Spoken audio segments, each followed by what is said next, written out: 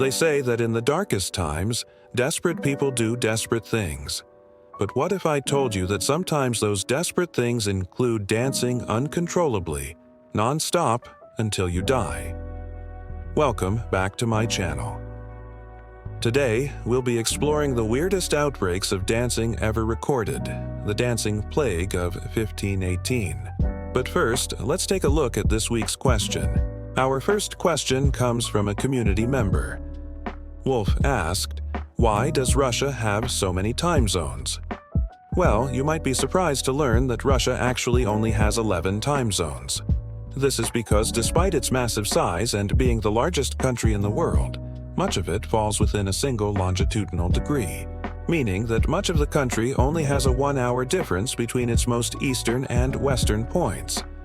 In fact, just like the United States, Russia has 2 standard time zones, Moscow time and Kaliningrad time, which is only an hour apart due to the former encirclement by EU countries who observe Central European time. However, there are 9 other time zones observed across Russia, all no more than 3 hours ahead of Moscow time. So, while Russia may be big, it's not quite as disjointed as some might think. Thanks for the question, Wolf. Now on to our main topic, the dancing plague of 1518. Imagine a town where dozens of people suddenly start dancing uncontrollably. At first, it may seem like a joyous occasion, but quickly you begin to notice that those dancing aren't doing so for joy. No music, no celebration, just endless movement until they collapse. And that's exactly what happened in the summer of 1518 in the bustling town of Strasbourg, now known as Strasbourg. The year before, a terrible plague had swept through Europe, killing millions. And though Strasbourg had been spared, tensions were high as people feared its return. Then, in July, a woman named Frau Trofea was caught dancing in the street.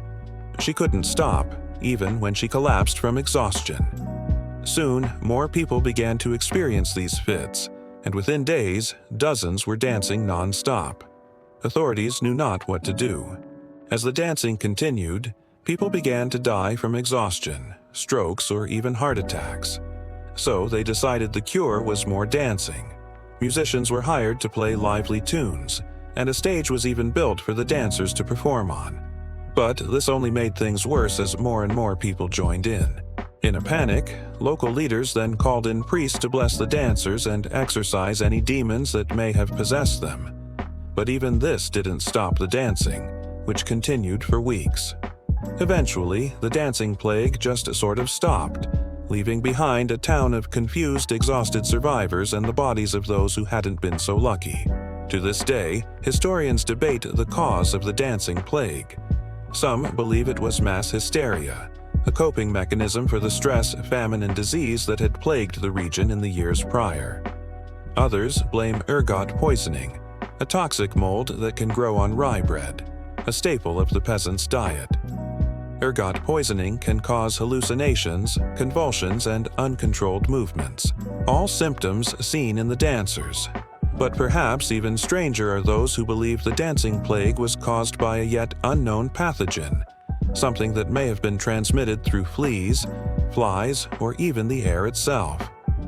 Whatever the cause, the dancing plague of 1518 remains one of the most bizarre mysteries in medical history. A reminder of just how fragile the human mind and body can be when faced with fear and desperation. So, what do you think? What could have caused the dancing plague?